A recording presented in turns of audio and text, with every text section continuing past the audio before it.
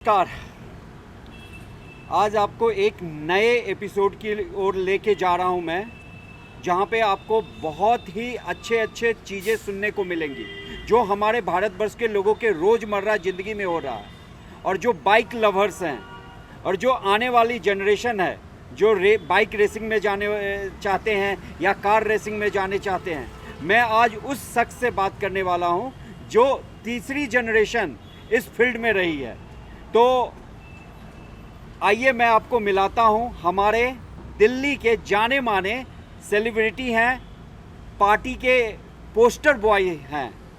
ये हैं हमारे इकजोत सिंह भसीन भाई। सत श्री अकाल पाजी, कैसे हैं? सत श्री अकाल, वेलकम पहले तो आप लोगों का सबका यहाँ पे। बहुत बहुत धन्यवाद आपका।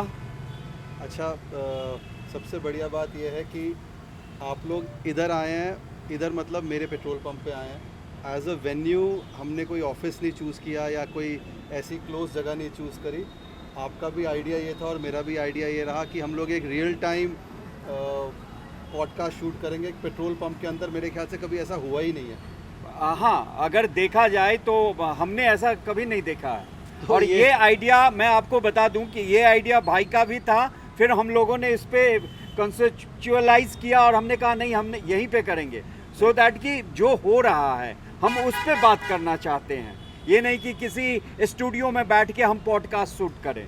हम लोगों को दिखाना चाहते हैं कि अगर पेट्रोल पंप पे जो ओनर है वो ओनर की लाइफ स्टाइल क्या है। वो एक बाइक रेसर भी है, वो पेट्रोल में एज ए जनरल वर्कर की तरफ पेट्रोल भी भरते हैं। मतलब एक वर्कर की तरह, ये नहीं कि वो एक मालिक है तो मालिक अपने कैबिन से नहीं निकलेगा। क्या पाजी मैंने कुछ गलत तो नहीं बोला? आप सही कह रहे हो। मेरी 8 से 10 घंटे की ड्यूटी होती है मेरे पेट्रोल पंप पे, जिसमें से मेरे ख्याल से 90% टाइम ऐसा होता है जो मैं बाहर फोरकोर्ट पे होता हूँ। फोरकोर्ट का मतलब बाहर अपने स्टाफ के साथ। और ऐसा मतलब मेरे पिताजी ने आदत डाली हुई है और काफ़ी सालों से मैं करते आ रहा हूँ कि जो पीक आवर्स होते हैं उन पीक आवर्स में 15 से 20 गाड़ियाँ ऐसी होती हैं जिनको मैं खुद फ्यूल डालता हूँ। और मुझे अच्छा लगता है बिकॉज मेरे को पता है कि क्या खामियाँ मेरे स्टाफ से हो सकती हैं या क्या गलतियाँ मेरे स्टाफ से हो सकती हैं, वो मैं भी करता हूँ। तो कस्टमर को कैसे पर्सनली इंगेज करना है या पर्सनली समझना है, इससे मतलब अच्छा तरीका कोई और नहीं हो सकता। अच्छा इकजोत पाजी, अगर दूसरे चीज़ पे जाने से पहले सबसे पहले मैं अंकल जी जीएस भसीन अंकल जी के बारे में आप बताइए। जर्नी जो आपकी पुश्तें इस फील्ड में रही हैं, या तो रेसिंग के या अपने पेट्रोल पंप ओनर्स रहे हैं, तो जरा वो बैकग्राउंड भी हम अपने दर्शकों को बताना चाहते हैं। देखिए, खानदानी तो मैं तेली हूँ। अच्छा, मैं तेली बेचता हूँ। मैं 3rd जनरेशन हूँ। गुरदीप सिंह भसीन एंड सन्स इस पेट्रोल पंप का नाम है जो BPCL डीलर है, और ये 3rd जनरेशन है। मेरे ग्रैंडफादर, आपको बताया जाए तो यहाँ पर एम्प्लॉय होते थे। ओहो, तो एम्प्लॉय मैनेजर थे, फिर उन्होंने पार्टनरशिप में ओनर्स के साथ पार्टनरशिप करी और उसके बाद उन्होंने इस पंप को टेक ओवर किया 100%। उस ज़माने में बर्मरशेल का टाइम होता था, फिर BPCL इंडक्ट हो गया और हम BPCL के डीलर बन गए। बर्मरशेल से BPCL के डीलर बन गए। फिर मेरे फादर साहब उनके साथ ही एज अ पार्टनर ऐड हुए थे। बाद में मेरी मदर, और मेरे फादर साहब की अभी डेथ हो गई 2018 में ग्रैंडफादर साहब की पहले ही डेथ हो गई थी। तो अब उससे बीच में मैं भी इंडक्ट हो चुका था। तो अगर आप मेरी जर्नी देखें तो मैं तीसरी पीढ़ी हूँ as a BPCL dealer okay. और पेट्रोल पंप ट्रेड में। ये बहुत अच्छी बात है कि तीसरी जनरेशन आप संभाल रहे हो। और जो सबसे अच्छी बात जो आपने बोली कि 8 से 9 घंटे आप यहाँ पे रहते हो, अपने ऑफिस का आपका वो है ऑफिस टाइम है, बट 4 घंटे आप यहाँ पे बिताते हो। और ये सबसे बड़ी इकजोत भाई जो बात है कि जो स्टाफ है उसके बारे में क्लोजली मॉनिटर करना कि अगर वो जो कस्टमर आ रहा है उनके साथ कैसा बिहेवियर है। इससे बढ़िया एग्जाम्पल मैं कहीं नहीं देखा हूँ कि किसी भी पेट्रोल पंप के ओनर जो हैं इस तरीके की सर्विस अपने आने वाले कस्टमर को दे रहे हैं।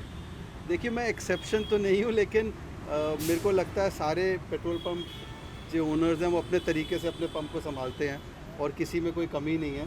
बट मेरे को ये सिखाया गया मेरे पिताजी से, तो मैं इस रास्ते पे हूँ। मेरे को अच्छा लगता है कि मैं बाहर, क्योंकि बाइकर हूँ तो पसीना बहुत पसंद है, तो बारिश बहुत पसंद है, एनवायरनमेंट बहुत पसंद है। तो मतलब AC की ऐसी कोई आदत नहीं है तो बाइकर होने के नाते मेरे को मैंने अभी देखो हम पसीने में ही पॉडकास्ट शूट कर यस रहे हैं, तो ये मुझे मतलब it's I am not uncomfortable, I am very comfortable. नहीं मतलब आज जो दिल्ली की टेम्परेचर है उसमें हम यहाँ बाहर बैठ के एक यूनिक तरीके से मैंने पहले ही बोला ना कि ये कोई स्टूडियो पॉडकास्ट नहीं है जो लोग आते हैं स्टूडियो में और फैंसी सी लाइट होती है, एकदम शांति चाहिए, fancy- कोई आवाज नहीं चाहिए, बट यार fancy हॉर्न सी बज रहे लाइट हैं डाल के Correct. और ये सब माहौल पूरा बना के नहीं, जो रियल टाइम में हो रहा है। हम बात करने आए एक पेट्रोल पंप ओनर से जो कि एक बाइकर भी है। और पाजी आप अब जर्नी बताइए। मैंने अंकल जी और जो आपके जनरेशन के बारे में पूछ लिया, आप अपनी जर्नी बताओ, क्योंकि मैंने अपनी जर्नलिज्म कैरियर 2010 से स्टार्ट किया था और तभी से मैं आपको जानता हूँ पार्टी सर्कल में, क्योंकि जो मैंने जर्नलिज्म कैरियर स्टार्ट किया पाजी, मैंने यूएनआई में इंटर्नशिप कर रहा था।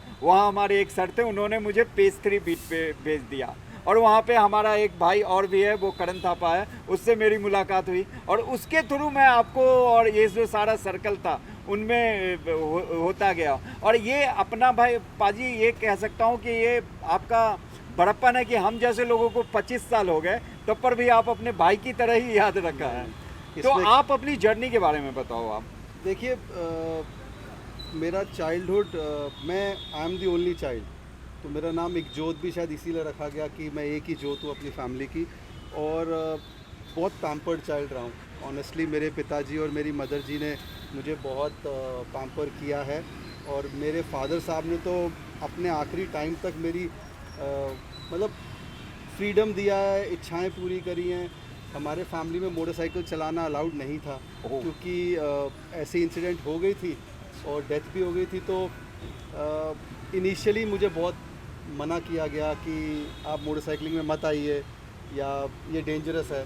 और वो सच भी है, क्योंकि हिंदुस्तान का एनवायरनमेंट और हिंदुस्तान की सड़कें और हिंदुस्तान के लोग जो गाड़ियाँ और बाइकों में हैं वो अभी इतने जागरूक नहीं है। They don't understand the traffic, मतलब आई वुड से वो फॉलो ही नहीं करते या करना नहीं चाहते, हमारा कल्चर ही नहीं है।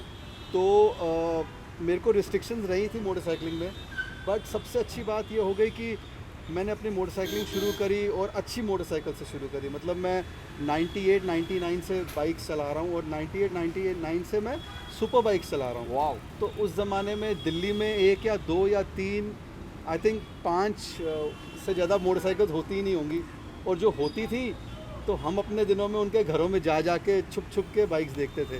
तो God has been kind, Guru Maharaj ने बहुत मेहर करी कि मेरे पास तब से मोटरसाइकिलें रही हैं। मैं सन 2000 में गोल्ड विंग लेके घूमता था, जो आज किसी सेकंड थर्ड जनरेशन बाइकर की ड्रीम होती है। मैंने शुरुआत ही मतलब गोल्ड विंग से करी है। वाह। तो यामा R6 चलाई, गोल्ड विंग चलाई, और जब इस दौरान शायद एक्सपोजर अच्छा मिला या मेरी संगत अच्छी रही कि मेरी एक रिलेशन अच्छा बन गया मिस्टर चीमा के थ्रू, जो कि यामा में थे। अच्छा। और चीमा सर जो हैं वो बहुत तगड़े आइडल रहे हैं मेरे, उन्होंने काफ़ी गाइड किया। तो he was taking care of the motor sport division, और मोटर स्पोर्ट डिवीज़न एक ऐसा डिवीज़न रहा है जो मुझे बहुत पसंद रहा है। आज तक मैं मोटर स्पोर्ट्स में इन्वॉल्व रहता हूँ। तो ऑटो एक्सपो में एक बहुत इंटरेस्टिंग सा वाकया है जो मैं आपको बताऊंगा। ये किस साल की बात बता रहे हैं? 2003। ओके।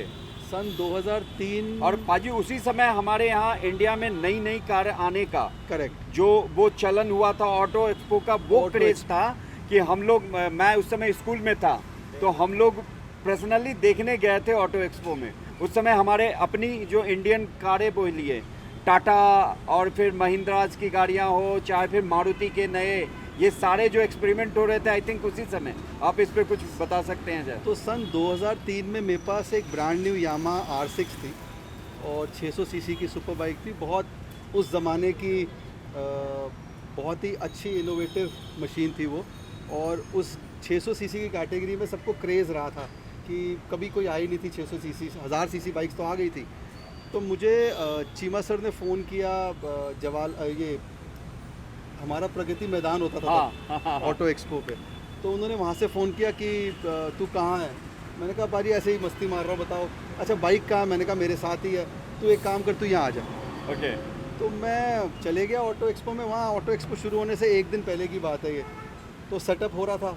तो मैं यामा के पवेलियन में चले गया, उनको मिला तो मुझे कहते हैं यार एक काम है। मैंने कहा बोलो। कहते हैं यार ये बाइक ना डिस्प्ले पे लगानी है। अब हम जवान कंपनी खून, वाले हाँ, जवान खून और नई नई मोटरसाइकिल, और फिर होता है ना कि बट शायद यही डिसीजंस जो मैंने लिए हैं लाइफ में, इन्होंने ही मुझे हेल्प किया। तो तो कहते हैं ना बाहे गुरु की आई डोंट नो, मतलब मेरे अलावा कोई और होता तो शायद मना कर देता। अच्छा। तो मैंने कहा चीमा सर कोई बात नहीं, आप बस इसका ध्यान रखना, सफाई करना और ठीक से। कहता जहाँ खड़ी होगी वहाँ आदमी भी नहीं जा सकता, ऊपर डिस्प्ले पे खड़ी होगी।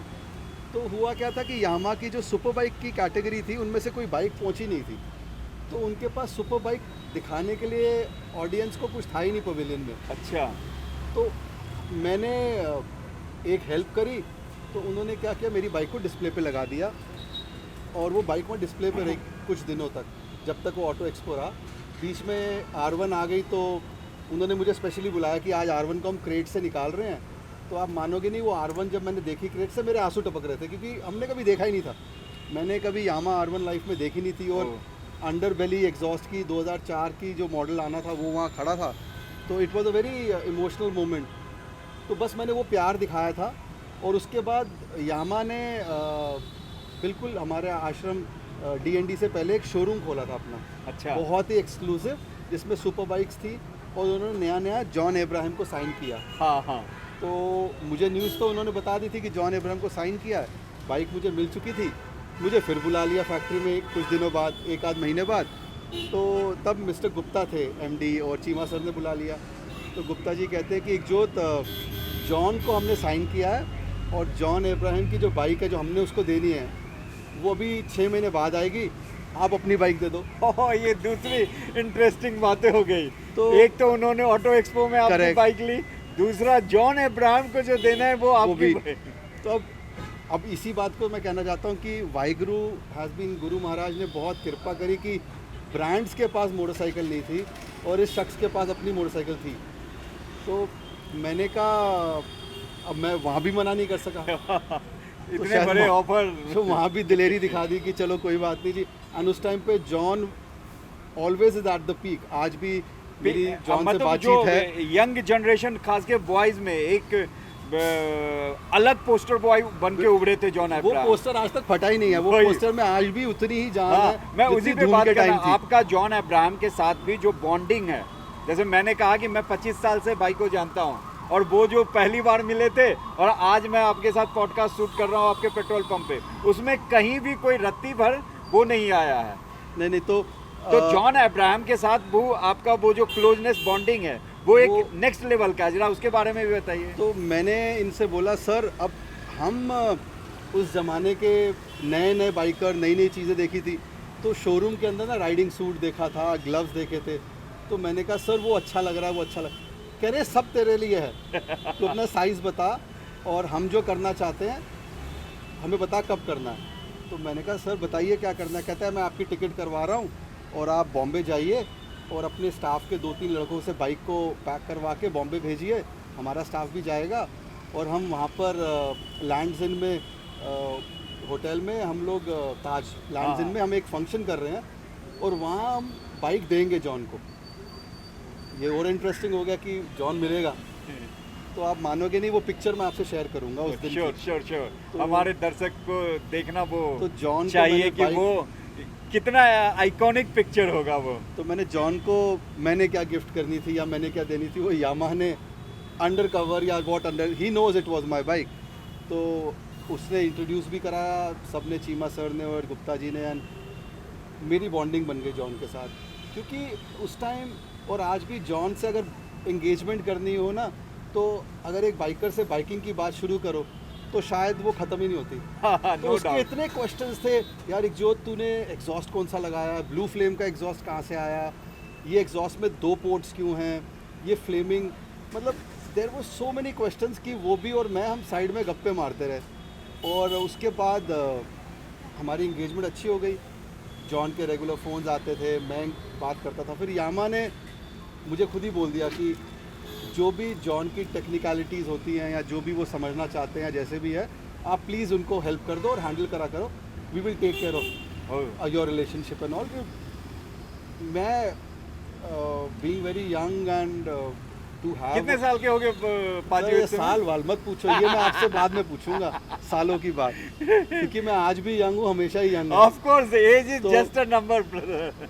सो हमारी बॉन्डिंग जॉन से बहुत अच्छी हो गई, और उसने मतलब जॉन ये पॉडकास्ट देखे या ना देखे, बट नहीं जरूर उन- देखेगा। उसमें- मैं तो उनके इंस्टाग्राम को टैग करके भेजूंगा कि जोत भाई तो का उनमें- पॉडकास्ट आपको देखना है जो। उनमें ना एक खासियत है, उनमें एक खासियत ये है कि वो शख्स को वैल्यू देना जानते हैं। Yes no doubt. जैसे कि हमारी रिलेशन अच्छी हो गई, और कभी भी उनकी मूवी रिलीज़ होती थी, जैसे कि एक मूवी उनकी आई थी अक्षय कुमार के साथ, बड़ी फेमस हुई थी। हाँ वो नाम मैं भी बड़ी फनी मूवी थी फनी वो। मूवी थी। अच्छा, उस मूवी के लिए भी वो जब दिल्ली प्रीमियर के लिए आए तो मुझे फ़ोन आ गया कि आपके इनवाइट्स पड़े हैं और आपने हमारे साथ में ही मूवी का प्रीमियर देखना है।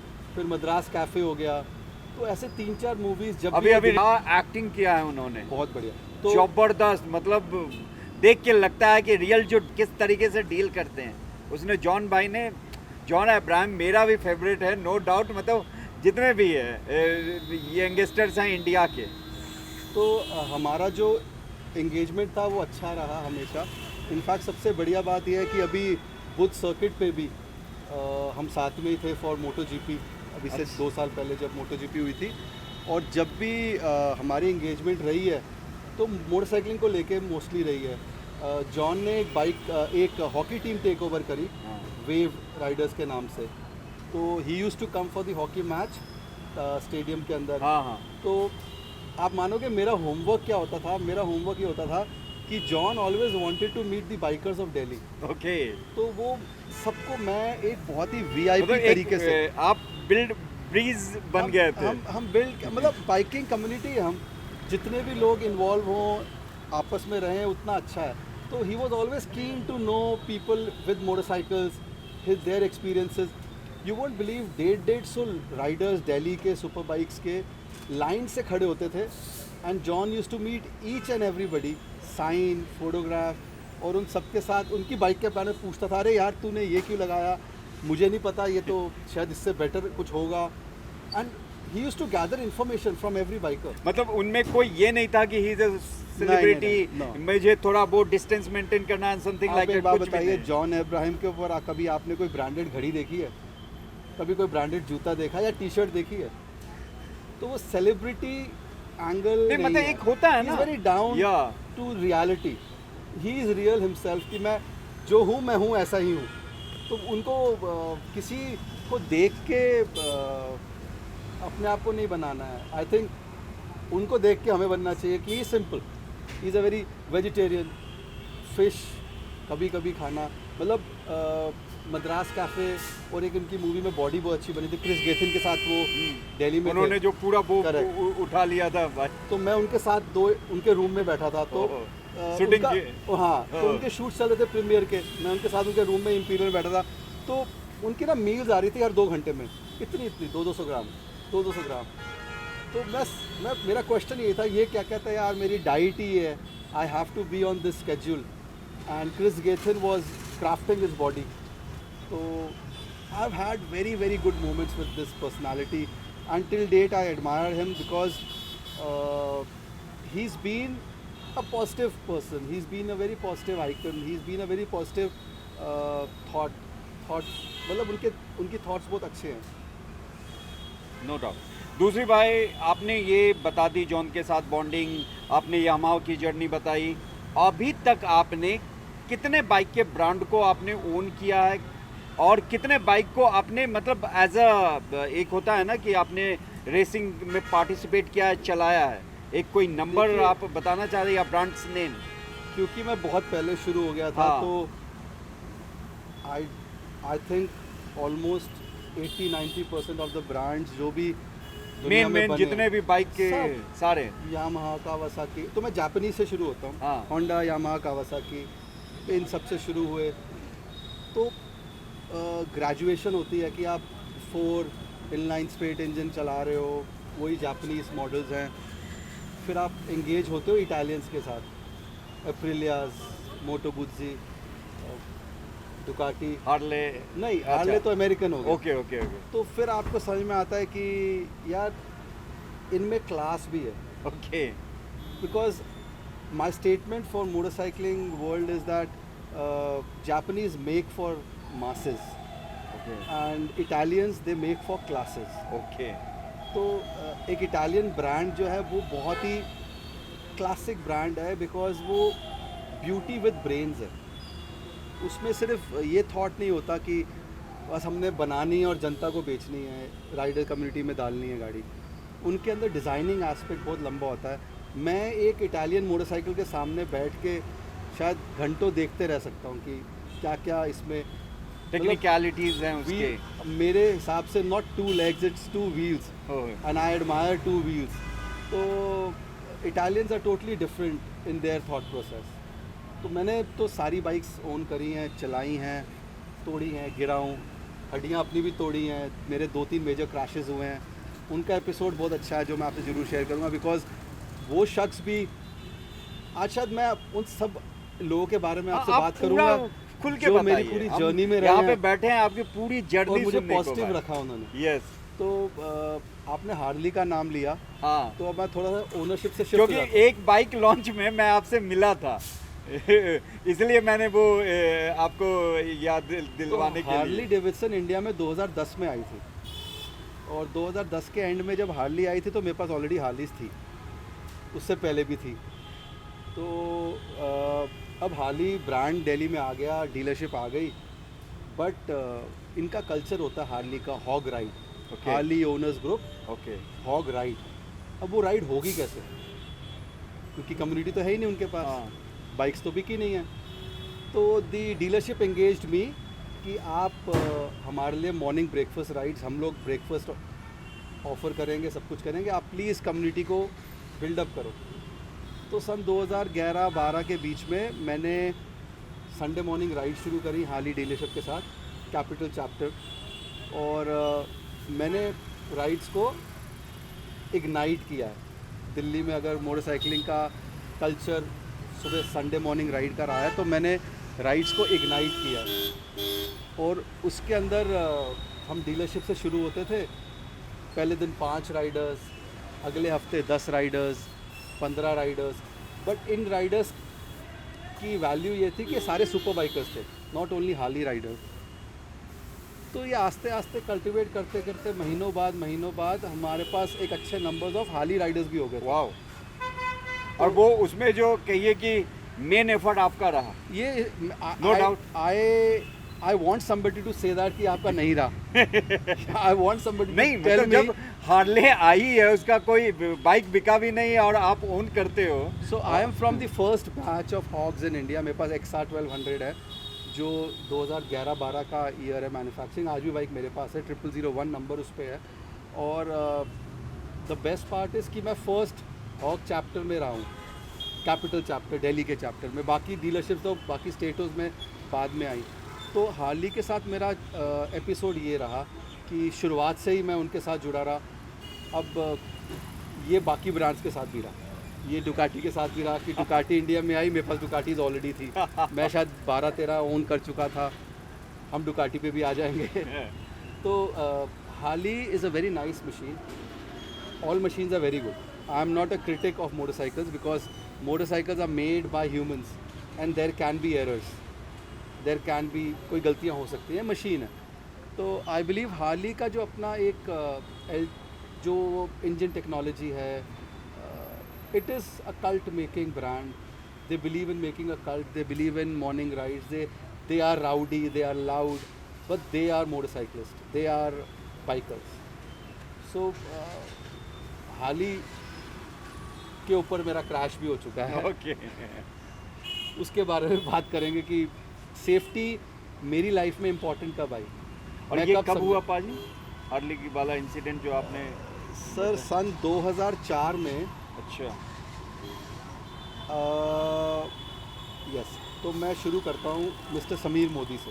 अच्छा Sameer Modi, the owner of Godfrey Phillips, 24/7 stores, Marlboro cigarettes. तो मैं समीर भाई से मिला through a common friend, and Sameer के पास फैट बॉय थी 100th edition, Oh. Which is a very iconic. 100 साल हो गए थे फैट बॉय के, और उनके पास एक 100th एडिशन हार्ले डेविडसन थी।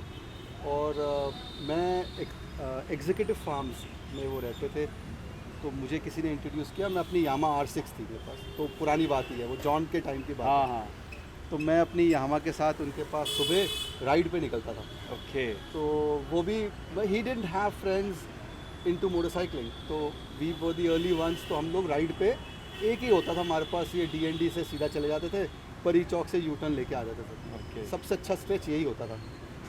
और राइड का मतलब ये नहीं होता कि रेस कर रहे हैं, कुछ कर रहे हैं, बस चला रहे हैं, हवा को मतलब देख रहे हैं, एंजॉय कर करते रहे हैं। हुए आप, हाँ, सुबह के कुछ घंटे बिता रहे हैं अपनी मोटरसाइकिल के साथ।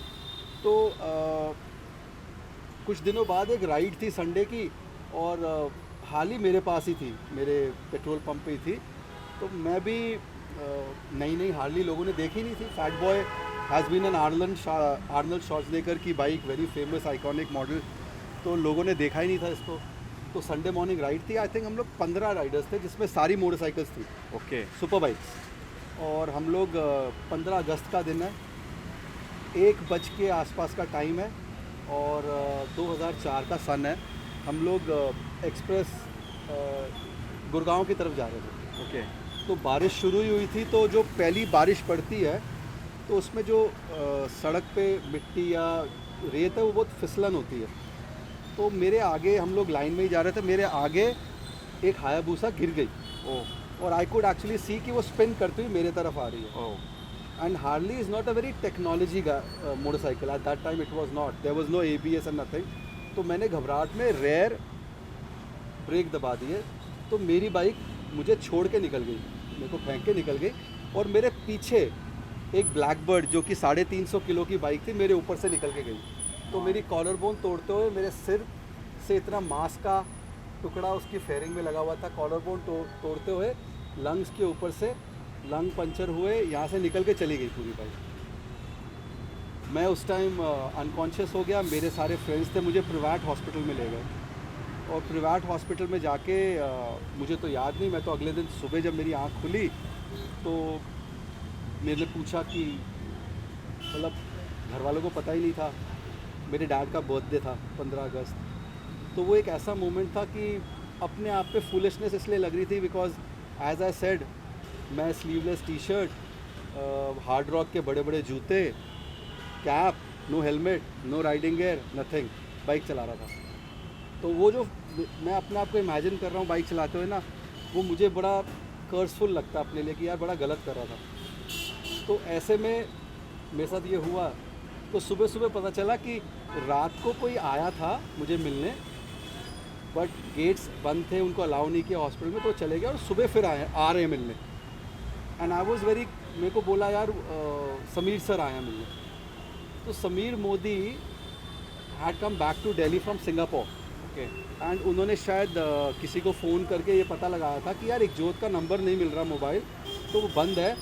तो उनको ये पता चल गया था कि ये इस टावर पे बंद हुआ है, गुड़गांव के टोल के आसपास। ओह, उस समय so he sent somebody to my petrol pump कि एकजोत का नंबर नहीं मिल रहा है, और मुझे उससे कोई काम था, कल हमने राइड वाइड पे कहीं जाना है, तो नंबर नहीं मिल रहा। तो यहाँ पर मेरे स्टाफ ने बताया कि उनका एक्सीडेंट हो गया, और वो प्राइवेट में है। तो he went at night, he couldn't meet me, he again came in the morning, and he was right in front of me. मैं जब उठाऊँ आधे घंटे बाद, समीर मोदी मेरे सामने खड़ा है, कह रहा है क्या हाल है चैम्पियन। मैंने कहा भाई लग गई, आई एम नॉट। तो मैंने उनको एक बात बोली, मैंने कहा समीर भाई आई एम सॉरी, आपकी बाइक ना डैमेज हो गई है, I will get it sorted. तो कह रहा मैं इसलिए नहीं आया, तू ठीक है ना। मैंने कहा हाँ सर मैं तो बिल्कुल ठीक हूँ, तो बाकी देखी जाएगी। एक काम करियो, जब ठीक हो जाएगा ना बिल्कुल, तो मुझे घर जाके ना फ़ोन करियो। मैं कहा क्यों? कह रहा घर बैठेगा ना थोड़े दिन तो देखो होमवर्क देना है। मैं कहा क्या होमवर्क देना है? यार तूने लिस्ट बनानी है क्या क्या सामान चाहिए बाइक का, मैं बाहर से मंगवा लूँगा, फिर जुड़वा लेंगे। तो I was looking at the person कि यार उस ज़माने में वो बाइक की वैल्यू बहुत है, आज भी बहुत है। आज वो गाड़ी 20 लाख की है, तो उस ज़माने में सोचिए कितने की होगी। और वो उसके पास तो यहाँ मिलते भी नहीं थे, है भी, और और उससे पार्ट्स भी अभी यहाँ तो नहीं मिलते थे, वो हाँ, सिंगापुर से मंगाए गए थे। हाँ। तो mister Sameer Modi has been another good person in my life who has really motivated me. अब बाइक का सामान ऑर्डर हो गया, मैं आने लगा, मैं एक हाथ टंगा हुआ मेरा था। हाँ, तो मेरे को याद है पंप पे, हमारा पंप तब पूरा बना नहीं था, पीछे खाली एरिया था। यही तो पंप यही यही पंप पंप बैठे हैं। यही पंप। ओके। तो मैंने पास की लिस्ट बनाई, सिंगापुर से पास ऑर्डर हुए, कुछ महीनों बाद पार्ट्स आ गए, मैं बैठ के उनकी बाइक को जोड़ता था, पूरी बाइक तैयार करवाई। और मुझे अच्छे से याद है, अनिल ओपरीति उनके मैनेजर हैं। तो अनिल का फ़ोन आया मुझे, इकजोत सर आप कहाँ हो? मैंने कहा यार मैं तो घर पे हूँ, तो आपके लिए ना कुछ समीर सर ने भेजा है, बट वो नहीं आ सके। उन्होंने मुझे बोला कि तू अपने हाथ से मेरे बिहाफ पे उनके हाथ में दे के आ। ओके। अब मैं हैरान कि ये ऐसा क्या भेज दिया, अब बिल तो नहीं भेज दिया कहीं। तो आप मानोगे उस ज़माने में उन्होंने वर्ल्ड की बेस्ट ब्रांड का हेलमेट, शोई XR सीरीज़, मतलब उधर उस टाइम भी वो 35,000 का हेलमेट होगा, सन 2004। उन्होंने वो हेलमेट बॉक्स पैक मुझे हाथ में दिया अनिल सर ने, और बोला कि समीर सर अपने साथ फ़्लाइट में इसको उठा के लाए हैं, और उन्होंने मैसेज दिया है कि always be in your helmet if you are riding, because you look smart in your helmet.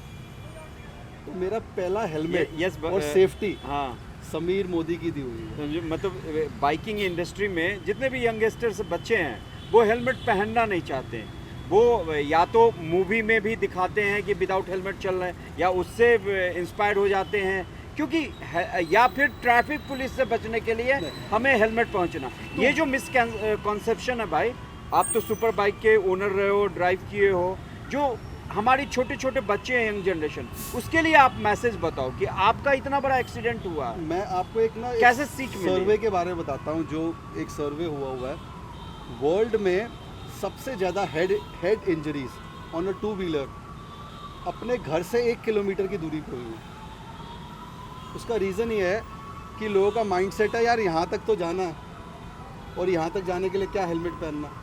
तो वो जो यहाँ तक जाना है ना, चाहे वो 10 की स्पीड हो या 20 की हो, और हमेशा जो भी हेड इंजरी हुई है वो बिलो 30 भी हुई है, क्योंकि जो हेड होता है that is the heaviest part of your body. Yes. तो जब आप गिरोगे सबसे पहले सिर टच करता है, तो वो हेड इंजरीज मोस्टली हेलमेट ना पहनने की वजह से हुई है। और मैं उस दिन से लेके आज के दिन तक बिना हेलमेट के कहीं नहीं दिखूंगा आपको। अगर मैं बाइक चला रहा हूँ, या मैं टर्बन में होऊंगा, या मेरा दूसरा टर्बन मेरा हेलमेट होगा राइडिंग के अंदर। तो मैंने सेफ्टी के ऊपर बहुत सेमिनार्स किए हैं, मैंने दिल्ली पुलिस के साथ, नोएडा पुलिस के साथ बहुत काम किया है। मैंने सेफ्टी के ऊपर तो अपनी पूरी मेहनत दी है, और ब्रांड्स के साथ मैं जुड़ा हूँ सेफ्टी के ऊपर। तो मतलब बाइक बाद में आ सकती है, लेकिन पहले गेयर्स और हेलमेट होने चाहिए। ये बहुत बड़ा भाई ने बताया कि इन्होंने इतना बड़ा एक्सीडेंट फेस किया, उसके बाद आप देखो आज के यंगस्टर्स के लिए भाई ये बहुत बड़ा मैसेज है।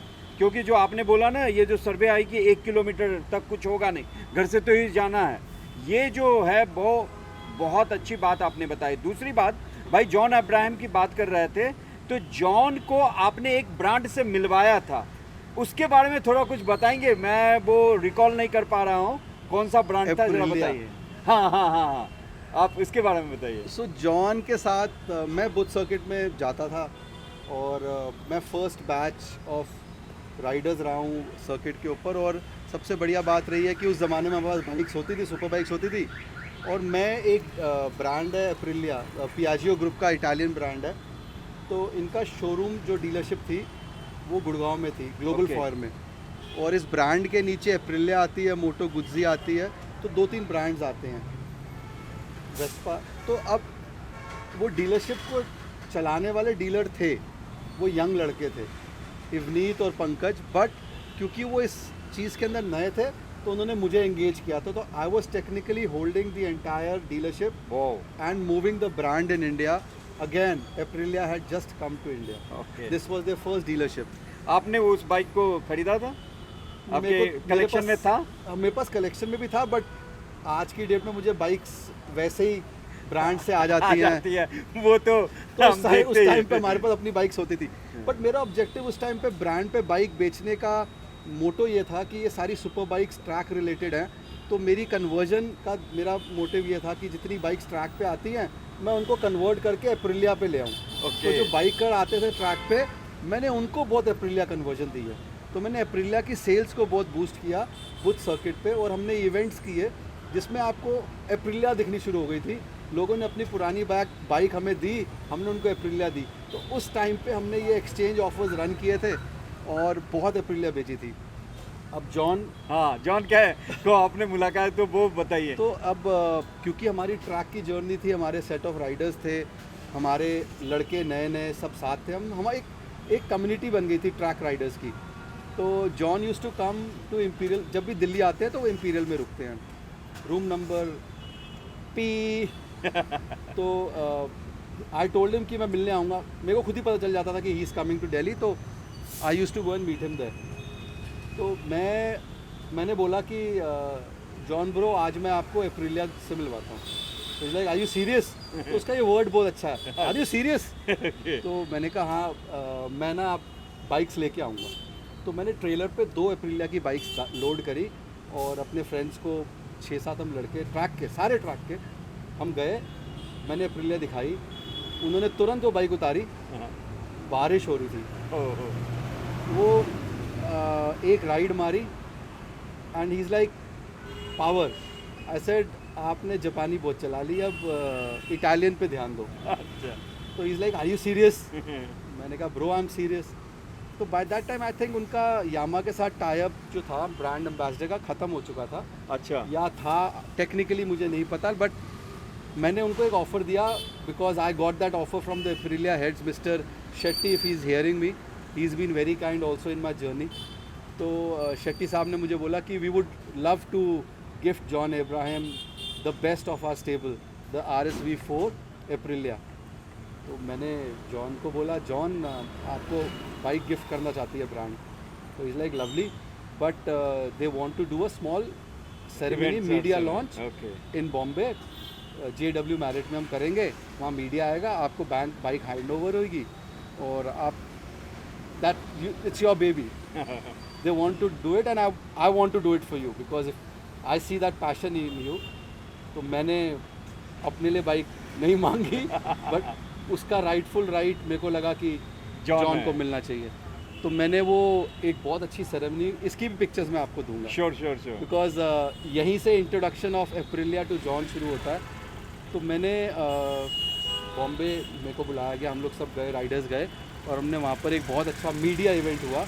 उस मीडिया इवेंट के अंदर इतना हंगामा हो गया कि न्यूज़ में ये आना शुरू हो गया था कि John Abraham signs Aprilia as a brand ambassador, मतलब Aprilia signs John Abraham as a brand ambassador. But that was not true. The you know how media is, the truth was कि the company gifted because of his enthusiasm towards the brand. So हमने उसको rectify भी किया। We had to press release an article saying that this is the fact which was done by me also, and he got that motorcycle। और उसके बाद फिर John भाई शुरू, एग्जॉस्ट कौन सा लगाना है यार, अच्छा इसमें पावर के लिए और क्या करना है, अच्छा बॉडी कवर कौन सा होना चाहिए यार, स्क्रैच लग जाएंगे। सो हमारा you are the their advisor, technical नहीं, I am just somebody who can help somebody who likes motorcycle.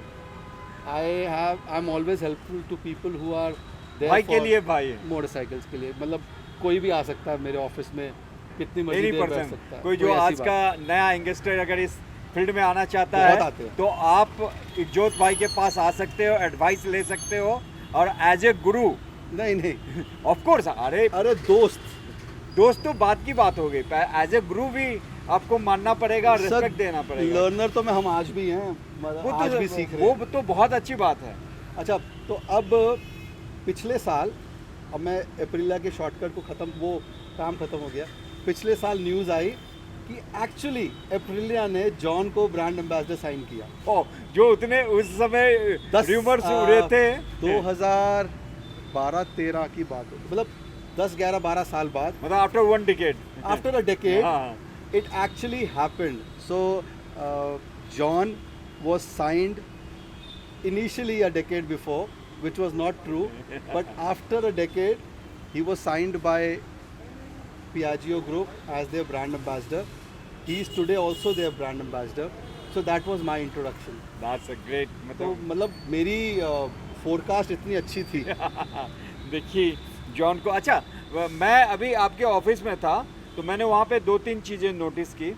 एक, आप एक हेलमेट हमारे फॉर्मर क्रिकेट कैप्टन जो धोनी है, और वो भी बाइक के बहुत बड़े मतलब वो शौकीन है, उनको दे रहे हो, और एक दूसरा आपका फोटोग्राफ उनके साथ है, पाउलो चिबाती के साथ। क्या उसके बारे में कुछ बताएंगे? सर सर्वेश भाई, उनको भी आप हेलमेट दे रहे हैं या ले रहे हैं? अच्छा, ले रहे हैं। सो मैं आपको बताता हूँ, मैं कुछ भी मैं आईपी क्रिएट करता हूँ मोटरसाइकिलिंग के ऊपर, ओके। इंटेलेक्चुअल प्रॉपर्टीज़, और मेरी कुछ आईपीज़ बनी हुई हैं जिसमें मैं फाउंडर हूँ, कंसल्टेंट हूँ। तो bike festival of India is an IP जिसका मैं फाउंडर हूँ। Owner is Riddhi sports, Dhoni की कंपनी, एमएसडी की, और दूसरा इवेंट कैपिटल मुंबई। तो इट वाज अ 50-50 शेयर। तो I had signed them as an IP creator. It was my IP, my idea to bring bike festival to India. Okay. Bike festival of India एक ऐसा event था जिसके अंदर motorcycling related सब कुछ होता था, और सब कुछ हो रहा था। तो वो जो आप पिक्चर देख रहे हैं जिसमें धोनी एमएसडी मुझे हेलमेट दे रहे हैं, again that was the media launch of bike festival of India in Mumbai. और उसमें वो सेफ्टी राइड के महत्व से वो हेलमेट दिया जा रहा था मुझे। वाह। और वो सेफ्टी राइड पैन इंडिया हुई थी। Triumph was our partner, Triumph motorcycle was our partner, and उन्होंने सपोर्ट किया था पूरी राइड पे। और हमने वो सेफ्टी राइड को पैन इंडिया किया था सन 2014 में। और बाइक फेस्टिवल ऑफ इंडिया जैसा कोई इवेंट आज तक हुआ भी नहीं है। और दूसरा इसलिए नहीं हो पा रहा कि एमएसडी के पास टाइम नहीं है। और मैं चिबाती के साथ तो मैं धोनी साहब से कहना चाहूँगा कि आज बाइकर्स बहुत ज़्यादा बढ़ गए हैं, 2001 डेकेड हो गया, और हमें ये दोबारा करना चाहिए, बुद्ध सर्किट पर ही करना चाहिए, और उससे आई थिंक 10 टाइम्स बड़ा करना चाहिए। तो मैंने सन 2014 में एक फेस्टिवल क्रिएट किया था जिसके अंदर मोटरसाइकिलिंग थी, एग्जीबिशन ऑफ मोटरसाइकिल्स थे। आप मानोगे नहीं कि हर जो हमारे एग्जीबिशन हॉल्स थे वो टीम बिल्डिंग्स को बना दिया गया था। जो रेसिंग की टीम बिल्डिंग्स हैं ट्रैक के ऊपर, पिट लेन पे के पीछे, तो हमने एप्रिलिया, ट्रायम्फ, इन सब की अपनी टीम बिल्डिंग्स बनाई थी। एमएसडी आए, सब पे गए थे। विंटेज मोटरसाइकिल्स, क्लासिक मोटरसाइकिल्स में एचएमसीआई क्लब को इन्वॉल्व किया था।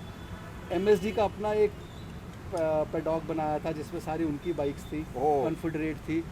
फिर पीछे हमने स्टेज बनाया था जहाँ पर म्यूज़िक चल रहा था। एक्सडीएल करके एक इंटरनेशनल कंपनी है जो स्टंट्स के ऊपर प्रोफेशनली काम करती है, तो हमने एक्सडीएल की सीरीज़ रन करी थी।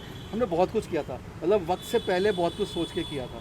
तो सन 2014 में बाइक फेस्टिवल ऑफ इंडिया किया था, और अब मैं कंसल्टेंट हूँ राइडर्स म्यूज़िक फेस्टिवल, जो कि रेड एफएम की प्रॉपर्टी है, और ये 3 एपिसोड्स हो चुके हैं। और ये अच्छा, दूसरी बात आपने एक और क्वेश्चन पूछा था कि वो दूसरा हेलमेट। हाँ हाँ, तो पवती मेरा एप्रिलिया से प्यार आपने सुन लिया, तो मैं इटालियंस की तरफ बढ़ चुका था, क्योंकि आप उनको एक क्लासिकल उसमें आपने बोला है कि जो उनकी बाइक है, correct, classic bike. So now Ducati was entering India, and Ducati MD was announced, and luckily that MD was also my friend mister Ravi Abulur. He was the first MD of Ducati India, and I have known him पहले से भी। तो he wanted, before it is announced that Ducati has been here and he is the MD, he wanted me to introduce him to the community, motorcycling community, without telling them कि ये कौन है। तो बड़ी मज़ेदार बातें होती थी, हम लोग घूमते फिरते थे बाइक्स पे, सब कुछ करते थे, और लोगों को मिलवाता था रवि है रवि। बट बाद में उन्हीं को समझ में आ गया ये तो डुकाटी के ही एमडी हैं। तो हमने उनके साथ बैठ के स्ट्रैटेजीज बनाई। मैंने रवि के साथ बैठ के काफ़ी टाइम स्पेंड किया। मोटरसाइकिलिंग रेंज जो इंडिया आई, इनफैक्ट उन्होंने मुझे काफ़ी रिस्पेक्ट दी इस बात में, काफ़ी आइडियाज़ मेरे हिसाब से पूछे कि डीलरशिप्स कैसी होनी चाहिए। दो Ducati is a very well established brand, but मैंने उनको इंडियन पर्सपेक्टिव से, इंडियन राइडर के हिसाब से समझाने की कोशिश करी, मार्केटिंग स्ट्रेटेजी क्या है एंड ऑल। तो पहली डीलरशिप निकली, और तब भी मेरे पास डुकाटीज़ बहुत थी। मतलब मैं अगेन, जो भी सुपर बाइक आप इंडिया में लॉन्च हुआ आपके पास पहले से था। और एंड एक ब्रीज आपने बनाया, और ब्रांड ने आपको वो उसके लिए हायर किया कि हम कैसे इंडिया में बिजनेस करें। तो वर्ल्ड डुकाटी वीक एक हर 2 साल में ना इटली में मिसानो रेस सर्किट पे डुकाटी के पूरी दुनिया के राइडर्स इकट्ठा होते हैं। Wow, it's a very big affair, it's like Mecca, जैसे आप मक्का मदीना जाते हो तो हमारे लिए वो एक बहुत बड़ा culture. I was the first one to be sent from Ducati India for the world Ducati week in 2018 I think, 17-18, अच्छा, I am not sure, but मैं 3 दफ़ा जा चुका हूँ। उसके बाद भी उन्होंने मुझे 3 दफ़ा और भेजा। तो उसके बाद एक रेस मोटो जीपी के लिए भी मैं गया, तो मुझे जीपी रेस पे मिस्टर पॉलो चिबाती मिले। अच्छा, Paolo Ciabatti is been the best person I have ever come across in my life span, जिन्होंने मुझे एक इंटरनेशनल एंगल ऑफ मोटरसाइकिलिंग सिखाया या समझाया या बताया, जो इंडिया से बाहर, मतलब एज अ हिंदुस्तान में mentor, as a mentor, he is bigger than a mentor to me. तो I got to know what India would not teach me, what an Italian could teach me, what a brand could teach me. So I got interested in the fact, and he's been very kind. तो हम लोग वहाँ मिले, airport पे हम साथ रहे, airport से दिल्ली उतरे तो इकट्ठे उतरे। उनके साथ एक मोटो जीपी राइडर और थे, पेत्रुची, तो शेल का इवेंट था जिसमें मैं भी इनवाइटेड था। तो I got a chance to engage with him on the podium to ask him questions. और बस उस दिन से और आज के दिन तक हम लोग बहुत ज़्यादा इंटैक्ट है। और वो एक वो उस जो टाइम पे फ्रेंडशिप की जर्नी है वो डुकाटी start मोटो हुई। जीपी के डायरेक्टर Okay. रहे हैं। तो मेरी शादी पे उन्होंने मुझे वो हेलमेट गिफ्ट किया था, जो कि वर्ल्ड चैम्पियन डोवित्सियोसो का हेलमेट है। वाह, चैम्पियनशिप के बाद वो हेलमेट पे साइन करके उन्होंने मुझे गिफ्ट किया था। And I think I want to know this, हाँ, I will be loud with it, I am the only one to own a MotoGP Legends helmet in India, wow, which he's worn. इस पे तो जो उसने पहना है, okay, and he's been given the title of legend by MotoGP Dovizioso. And उनके साथ दिल्ली में टाइम स्पेंड किया, उनको डिफेंस कॉलोनी में चाट पापड़ी खिलाई है। मेरे इन लॉस का रेस्टोरेंट है कैंट्स फास्ट फूड, दिल्ली के चाट के मतलब उनको भी जायका लगा पान वाले पे, इटालियंस को पान वाले पे जाके दिखाया कि पान कैसे बनता है। तो इनफैक्ट जो हमारा इन लॉस का फास्ट फूड जॉइंट है कैंट्स पे, उनको बर्गर्स और इंडियन स्टाइल ऑफ पिज़्ज़ाज खिलाए हैं। तो we had some very good time, मतलब अच्छा वक्त बिताया इनके साथ हमने। अच्छा, अब आते हैं कि इंडिया में हमारा पहला जो ये बना रेसिंग ट्रैक, मतलब कह लें बुद्धा इंटरनेशनल सर्किट, वहाँ पे वो भी हुआ, क्योंकि मैंने भी उसे कवर किया था। उसकी आफ्टर पार्टी होती थी, अर्जुन रामपाल Correct. उसके ओन किया था, याद है। ये पूछना चाह रहा हूँ भाई कि आप इतने सारे उसमें रहे हो, बड़े बड़े ब्रांड के साथ डील किए, इंडिया में जो रेसिंग बाइकिंग का या रेसिंग कार का क्या फ्यूचर देख रहे हो? जो बच्चे आ रहे हैं, क्योंकि जो मुरली कार्तिक एक थे हमारे, का फ्यूचर क्या देख रहे हो? ऐसे बुद्धा इंटरनेशनल सर्किट की तरह और भी ऐसे डेवलप होने चाहिए इंडिया में? हैं, मैं आपको इसके बारे में बताऊंगा। 2014-15 में तो सबसे ग्लैमरस अफेयर जो भी बुद्ध सर्किट पे होता है वो जेके चैम्पियनशिप होती है, जेके टायर की चैम्पियनशिप। उसके अंदर हमारी LGB 2-3 क्लास ऑफ कार्स होती हैं, लेकिन मोटरसाइकिल्स नहीं थी। ओके, तो हमारे, मैं उनको बॉस ही बोलूँगा हमेशा, संजय शर्मा जी, हार्डी सर, तो ही पिक्ड मी अप। मैं रेस ट्रैक पे था और I was inducted in FMFCI federation as North India का representative in two wheeler division. Okay, तो मैं साउथ से FMFCI के ऑफिस से होके आया ही था और यहाँ पर जेके की रेस थी। तो अक्कू सर हमारे साउथ में, उनसे मिल के आया था, अकबर इब्राहिम सर। तो मैंने यहाँ पर आके जब ट्रैक पे जेके रेस पे ही आया तो मुझे अक्कू सर ने हार्डी सर से इंट्रोड्यूस किया और बोला कि ये अब 2-व्हीलर के लिए हमारे पास दिल्ली में, नॉर्थ इंडिया में चीता हाजिर है। ओके, तो हार्डी सर ने बोला फिर चीते को भगाएं। तो मैंने कहा सर बोलिए क्या करना है? कह रहे यार सुपर बाइक की रेस करवानी है और मैं चाहता हूँ कि हमारे जेके टायर की चैम्पियनशिप के अंदर 2-व्हीलर सुपर बाइक रेस हो। अगेन गॉड इज़ काइंड, वो रेस हर साल हुई। ओके, और उस रेस को 2-व्हीलर डिवीज़न को मैंने हेड किया फ्रॉम जेके। और आज तक हार्डी सर के साथ 2-व्हीलर रिलेटेड कुछ भी एक्शन होता है तो बॉस का फ़ोन आ जाता है कि जोत यार ये करना है। तो ये सेफ्टी जो रिलेटेड हाँ, एनीथिंग, मतलब हमारा एजेंडा यही रहता है कि सेफ्टी रिलेटेड चीज़ें होती रहें। तो I head two wheeler division for JK Tyres. Head क्या, I love to do it. और जो ये जो आपने बताया, ये क्या ईयरली होता है या आफ्टर 2 ईयर्स? ये हर साल जेके चैम्पियनशिप होती है, जिसमें 4 राउंड होते हैं। 3 राउंड होते हैं कोयम्बतूर में और 1 राउंड यहाँ होता है। तो जो फाइनल राउंड होता है वहाँ पर इतना ज़्यादा ऑडियंस होता है। अब कुछ सालों से कोविड के बाद से नहीं कर पा रहे वो दिल्ली में बूथ सर्किट पे, लेकिन बाहर हो रहे हैं।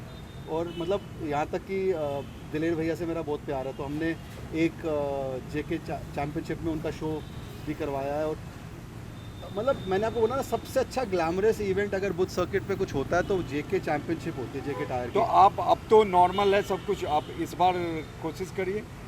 मैं नहीं, बॉस अगर सुन रहे हैं तो वो Sanjay Sharma sir, Hardy sir करेंगे।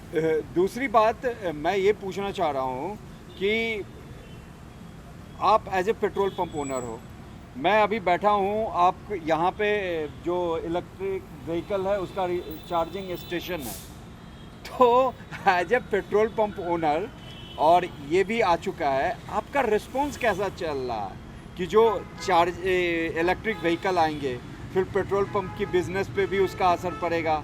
लेकिन आई थिंक आपने के पास एक इलेक्ट्रिक व्हीकल भी है आपके कलेक्शन में। देखिए, मेरी पर्सनल गाड़ी जो है वो एक इलेक्ट्रिक व्हीकल ही है। ओके। वो विंडसर ईवी है और मुझे वो गाड़ी बहुत पसंद है। तो मैं सबसे पहले ना थोड़ा रिवर्स मारूंगा, सीएनजी पे आ जाते हैं। अच्छा। तो 1997 में सीएनजी दिल्ली में आई। हाँ। और वी बीन एक्चुअली बीपीसीएल के साथ हमारा रिलेशन इतना रहा कि आई एम वेरी, सबसे पहले फर्स्ट मूव एक्शन मैं करना चाहता हूँ। तो 97 में 98 में हमारे पेट्रोल पंप पे सीएनजी लग गई थी। सीएनजी पंप लग गए थे। तो तब जनता के बहुत क्वेश्चंस होते थे, लाइनों में कौन लगेगा, सिलेंडर फट जाएंगे, ये सेफ पेट्रोल नहीं है वहाँ पे, ये सिलेंडर सेफ है। नहीं है। तो वो सारे क्वेश्चंस का आंसर आज इतने सालों बाद ये है कि मैं अपने पेट्रोल पंप पे जितनी पेट्रोल और डीजल बेचता हूँ उतना ही सीएनजी को भी बेचता हूँ। ओके। तो एज अ बिजनेसमैन, अभी मैं बिज़नेस की बात करूँगा, तो मेरे जो अंदर पाई चार्ट है उसके अंदर 50-50 तो पेट्रोल, डीजल और सीएनजी है। सीएनजी। तो मेरे लिए any service, whether it is petrol, diesel, CNG और EV, to deliver to my consumer is my business. तो बीपीसीएल इतना इनोवेटिव रहा है हर चीज़ों में। They open in and out stores. तो मैंने 4 स्टोर्स ओन करे, मैंने कोको आउटलेट्स चलाए। तो मैं वो उसमें भी फर्स्ट मूव मेरा एक्शन रहा। तो मेरा ना थोड़ी गरारी अटकी हुई है फर्स्ट मूव एक्शन पे। तो वो गरारी यही अटकती है, कोई नई चीज़ आनी है ना तो वो साला गाड़नी है, कील गाड़नी है, उसमें पंगा लेना है। तो अब वो अच्छा है बुरा है मुझे नहीं पता, लेकिन मुझे अच्छा लगता है और तो business मुझे है, उसमें जाना है बस। जाना है। That's it। तो सबसे पहले मैंने ईवी अपने स्टेशन पे लगवाया। तो सब मेरे डीलर्स ने बोला यार ये ना होने वाला, कोई गाड़ी नहीं आएगी, कुछ नहीं आएगी। आप बिलीव करोगे 1 साल के अंदर हाईएस्ट ईवी कमीशन मुझे मिली है वाह। पूरी दिल्ली में। और जिस तरीके का मेरा ईवी स्टेशन हब बना हुआ है, आई कैन चैलेंज पूरी दिल्ली में, इंडिया में इतना कियोस्क फ्री पेट्रोल पंप के अंदर, इतना kiosk free, zero tolerance of any, मतलब आप आओ गाड़ी लेके सीधा चार्ज पॉइंट पे लगाओ, आपको कोई गाड़ी हटवानी नहीं है, आपको कोई ट्रैफिक से कोई लेना देना नहीं है। आपका एक जोन बनाया तो गया, क्योस नहीं है, कोई chaos नहीं है, it's hassle free। या एंड हमारी जो ऐप है, क्योंकि ये ईवी चार्जिंग ऐप बेस्ड है, तो ई ड्राइव ऐप जो बीपीसीएल की है वो इतनी इजी है कि आप ऐप डाउनलोड करो, वॉलेट में पैसे डालो, गाड़ी चार्ज करो, बाय बाय करो, इन एंड आउट में कॉफ़ी कुफ़ी पियो। तो जो बीपीसीएल नई नई चीज़ें लेके आया, इन एंड आउट लेके आया, मैंने चलाए। अब लेटेस्ट जो बीपीसीएल लेके आया वो बी कैफ़े लेके आया। ओके। तो उन्होंने पूरे हाईवेज पे कैफ़े बनाए पेट्रोल पंप हाँ हाँ हाँ। इंटरनेशनल स्टैंडर्ड के हिसाब से। तो दिल्ली में उनको एक आउटलेट मिला जहाँ वो कैफ़े उन्होंने बनाया, तो पहली गरारी मेरी वहाँ अटक गई। तो दिल्ली का first B cafe franchisee Ikjot full बसिन face। ओन कर रहे हैं। वो मेरे पास में, हम ओन नहीं कर रहे, हम सिर्फ चला रहे हैं, सेवा दे रहे हैं। दूसरी तो बात भाई, विकासपुरी में। ईवी की बात हो रही थी, अभी कुछ दिन पहले मैंने देखा है जो कि ड्रीम ही होता है, रोल्स को आपके हाँ। या तो वर्ल्ड की सबसे expensive yes EV expensive Rolls Royce 8 crore without the RTO tax, अगर आरटीओ टैक्स लगा दे जो आजकल फ्री है दिल्ली में, अच्छा तो वो 10 के पार होगी। हमारे रेगुलर कस्टमर है, मैं उनका नाम नहीं ले सकता, बट वो गाड़ी यहाँ आती है और इसीलिए आती है कि यहाँ रोल्स पे- रॉयस जैसी गाड़ी को यहाँ पर पूरी इज्जत, कंफर्ट, हैसल फ्री, कोई ट्रबल नहीं, चार्जिंग मिलती है और सब आते हैं। और मैं पर्सनली हर एक के साथ इन्वॉल्व हूँ। सबसे बड़ी बात यह है कि आपको मैं एक और बात बताऊँगा, इस पेट्रोल पंप पे पर्ची लोगे, उस पर डायरेक्ट नंबर मेरा है। ओह आप कहीं पर भी चले जाओगे, हर जगह मेरा डायरेक्ट नंबर लगा हुआ है, क्योंकि मैं नहीं चाहता कि अगर कस्टमर की कोई कंप्लेंट हो वो मेरे पास घूम के आए स्टाफ के थ्रू। मैं चाहता हूँ वो पहले ही मेरे पास आ जाए और मैं उसको पहले ही सॉल्व कर दूँ, रादर दैन एक्सकलेटिंग इट। तो एवरी एमपीडी की पर्ची के ऊपर मेरा डायरेक्ट नंबर आपको मिल जाएगा। आप मतलब कस्टमर की कंप्लेंट को मैं हैंडल करने के लिए 24 आवर्स हूँ। कस्टमर कंप्लेन से ही आया भाई। तो जो ये अपना पेट्रोल डीजल की जो बिजनेस है, जो पंप का बिजनेस है, पंप ओनर के बारे में बहुत सारी भ्रांतियां फैली हुई हैं, हम चोर हैं। मिसकॉन्सेप्शन फैले हुए हमारे हैं। माथे पे लिखा हम चोर हैं। वही कि हमने 500 रुपये का पेट्रोल डलाया, पता चला कि उसमें तो 300 का ही डाला, मतलब 10 लीटर कहा तो 8 लीटर ही डाला, और उन्होंने कुछ ऐसा कर दिया कि मीटर भागने लगते हैं। ये जो चीज़ें हैं, इस पे आप जो भारतवर्ष के पूरे ऑडियंस को बताइए, सर, ये क्योंकि WhatsApp- आप ओनर हैं और आपकी ये तीसरी जनरेशन पेट्रोल पंप ओनर है। तो ये जो चीज़ें आ गई हैं लोगों के दिमाग में, उसके बाद वो उसमें कुछ मीटर देखते हैं, 750 है नंबर है, तो इससे कम है तो आप पेट्रोल मत लेना। इस सब के बारे में आप जो लोगों के मन में वो जो बैठा दी गई है, कुछ ऐसे रील्स भी आ चुके हैं, और जो मैं तो कहता हूँ कि ये भ्रम ही पैदा कर रहे हैं, लोगों को कंफ्यूज कर रहे हैं। उस चीज़ को आज हमारे पूरे ऑल ओवर इंडिया के उन ऑडियंस, उन जो वाहन चालक हैं या जिसके पास गाड़ी है, उसको ये बताइए कि ये चीज़ें क्यों हो रही है और कौन कर रहा है और ऐसा क्यों किया जा रहा है। देखिए, मैं क्या आपको- सचमुच ऐसा होता मैं है कि आपको- मीटर हमने 500 रुपये का पेट्रोल ये तो कस्टमर की तरह बिहेव कर रहे हो आप। 399 ऐसे ही का करता डालना, कस्टमर यहाँ पे। यही वही कह रहा हूँ ना, नहीं 399 का डालना, तो मैं- 499। जो आपके अंदर जोश है ना, ये वो हर कस्टमर में जोश है। वो पान वाले के पास जाके या किसी रेस्टोरेंट में जाके नहीं निकलता, वो पंप पे ही निकलता। पंप पे ही निकलता है। अब मैं आपको बताता हूँ कि जो हम प्रोडक्ट बेचते हैं, पहले आप इसका कोर समझिए। जी ये प्रोडक्ट एक बहुत जेनरिक प्रोडक्ट है। अब जेनरिक वर्ड को समझाना पड़ेगा। जेनरिक का मतलब ये होता है कि जैसा आया वैसा दिया। हाँ हाँ, हमने इसमें कोई मिर्च मसाला नहीं लगाया। जो मिलावट की बात आती है। जेनरिक को हम हाँ। लेके चलते हैं कि आपने रॉ मटेरियल पकड़ा, हाँ। उसको फिर फाइनल प्रोडक्ट बनाया, फिर अच्छे से प्लेट में सजा के दे दिया। बट हमारे केस में पेट्रोलियम इंडस्ट्री में जो पेट्रोल है, this is a very generic product. तो मेरे को टैंकर से मिला, मैंने टैंक में डाला, टैंक से निकाल के मैंने दे दिया। कोई सेंसिबल नहीं है कि मैंने उसको निकाला, उसको जोड़ा फोड़ा, वो सब बातें नहीं है, क्योंकि इतना टाइम किसके पास है। टैंकर कल आया, आज तक खाली हो गया, कल दूसरा टैंकर आया, तीसरा टैंकर आया, चौथा। हम तो साइकिल में घूमे हुए हैं। तो ये जो व्हाट्सएप यूनिवर्सिटी है ना, इसके अंदर कुछ सही डालोगे ना, तो आपको रील का या इंस्टाग्राम की रील का वो वेवलेंथ नहीं मिलेगा। जैसे ही कोई गलत डालोगे ना, तो आपको सब कुछ मिल जाएगा। तो इसीलिए जो भी डाला जाता है, मैं आज एक बड़े बड़े लोगों का नाम लूँगा जो कि बिना सोचे समझे, बिना खुद इस चीज़ में घुसे, रिसर्च की है। रिसर्च किए, एक्सपेरिमेंट करते हैं। और मैं हर एक शख्स को इनवाइट करता हूँ कि अगर आपके कोई क्वेश्चंस हैं और आपको लगता है, आप मुझे टाइम तो दो समझाने के लिए, आओ तो सही। नहीं तो वो यही तो मैं कह रहा हूँ कि आप लोगों को बताओ इस प्लेटफॉर्म के जरिए, क्योंकि as a petrol pump owner, तो ये प्रोडक्ट बहुत जेनरिक है। हाँ। इसके अंदर मैं क्या ऐड कर सकता हूँ? मैं सिर्फ अपनी वैल्यू, अपनी सर्विस ही ऐड कर सकता हूँ, या सोशल मीडिया के थ्रू अवेयरनेस। इसके अलावा कुछ नहीं कर सकता। अब 3-4 तरीके के क्वेश्चंस आते हैं जो कि बहुत वाइल्ड है। पहली बात कि मीटर अपने आप चल गया, अपने आप चल गया ये ज़ीरो नहीं था। हाँ। तो आज जो हमारी मशीन्स हैं वो जेड लाइन पंप को छोड़ के आज बहुत एडवांस है। सबसे पहली बात आपको ये समझनी पड़ेगी कि हर पेट्रोल पंप भारत पेट्रोलियम का दिल्ली के अंदर ऑटोमेशन पे है पिछले 10 सालों से। ओके। अगर ऑटोमेशन आप समझते हैं, तो ऑटोमेशन का मतलब ये होता है every time real time is being recorded.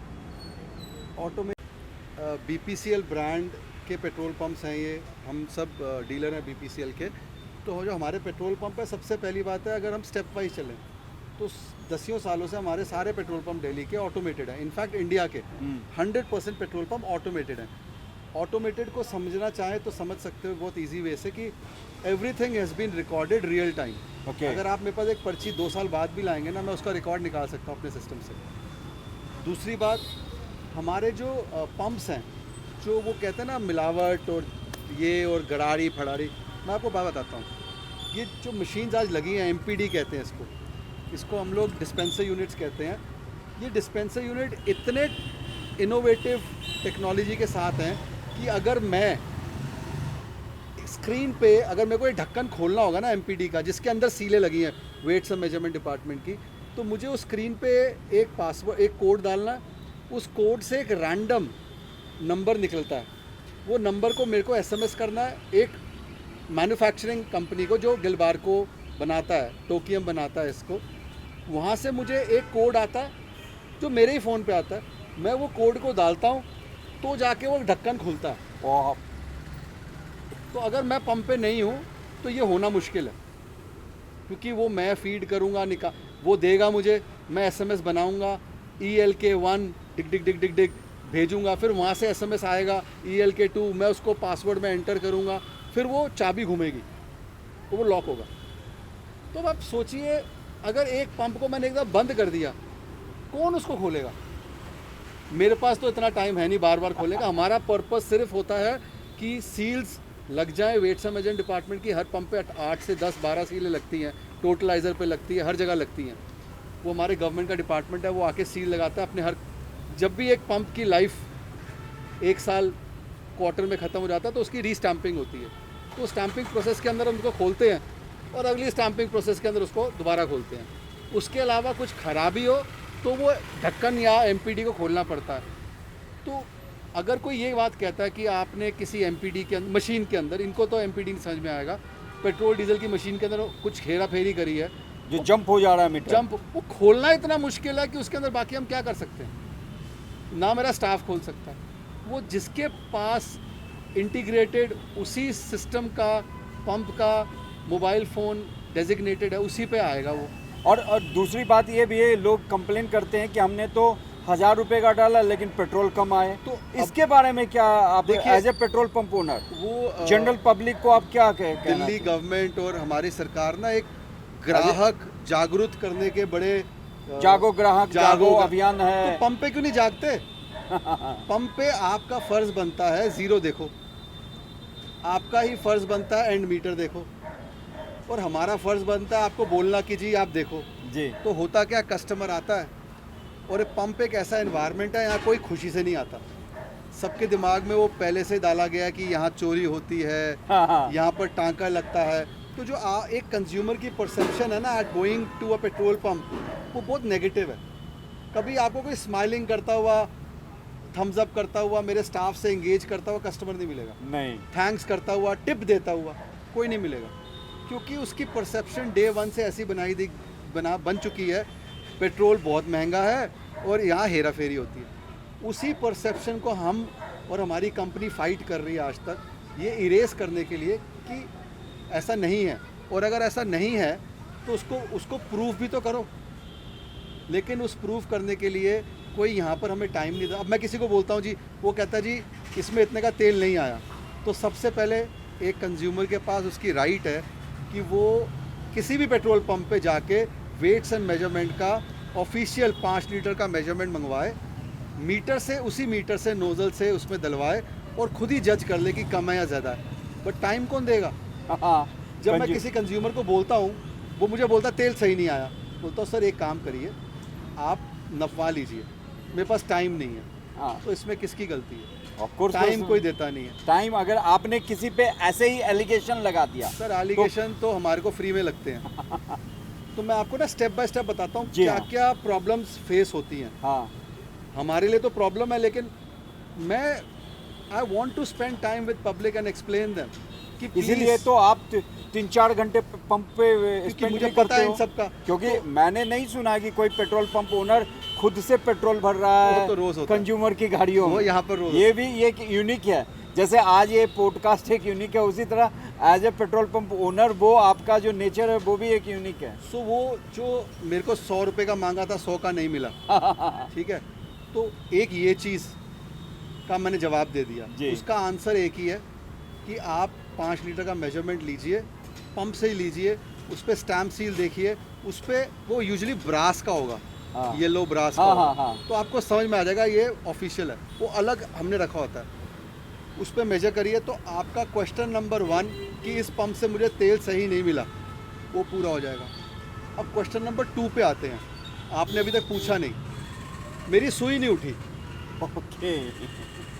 अब एक बात बताइए, सुई किसके अंदर है? कंज्यूमर की गाड़ी के अंदर है। उसको उठाने की जिम्मेवारी कंज्यूमर की है, मेरी नहीं है। मेरी लायबिलिटी मेरा पंप है, मेरा धर्म ईमान मेरा पेट्रोल है और मेरा पंप है। उसको मैंने आपसे नपवा लिया। अगर आपकी गाड़ी में कोई प्रॉब्लम आ गई, मैं टेक्निकल आदमी हूँ, गाड़ी की एवरेज अप डाउन होती है। अगर एयर इनटेक ठीक नहीं है तो एवरेज गिर जाएगी, कंजम्पशन बढ़ जाएगी पेट्रोल की।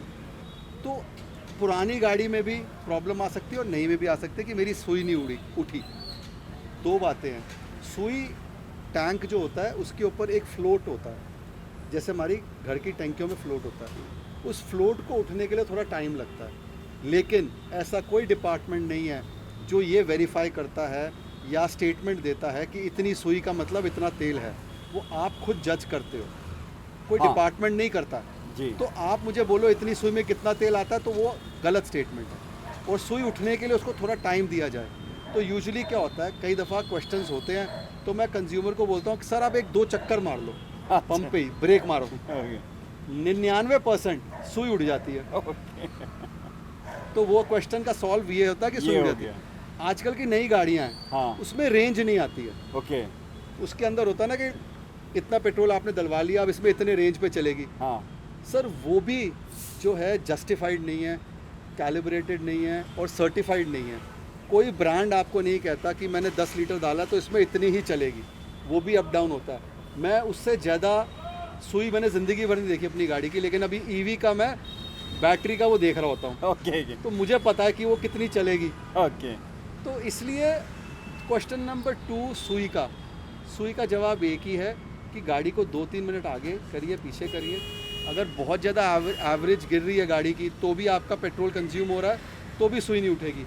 और फिर कई दफ़ा ये भी होता है कि अगर आपकी गाड़ी स्कूटर की टंकी 7 लीटर की है और आप उसके अंदर बोलते हो 50 लीटर का पेट्रोल डाल दो, तो सुई कैसे उठाऊँगा? 7 लीटर के अंदर मैं आधा लीटर या 1 लीटर से सुई नहीं उठा सकता।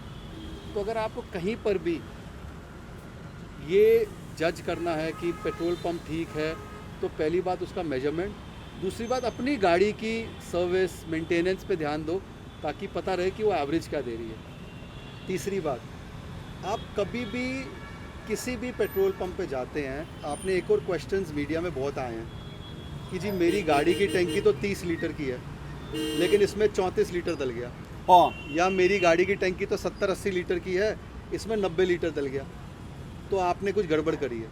तो कंज्यूमर सबसे पहले अपनी गाड़ी की बुकलेट को निकालता है और उसमें बोलता है देखो इसमें लिखा हुआ है। तो मैं इसका भी जवाब देना चाहूँगा कि जो हमारी कोर्ट है, हाई कोर्ट है, उसने हर मैन्युफैक्चरिंग यूनिट, हर मैन्युफैक्चरिंग ब्रांड को एक ऑफिशियल नोटिस जारी किया है कि आपकी गाड़ी की टैंकी कैलिब्रेटेड नहीं है वेट्स एंड मेजरमेंट डिपार्टमेंट से, इसलिए आप ये फॉल्स इन्फॉर्मेशन गाड़ी की बुकलेट में लिखना बंद करो।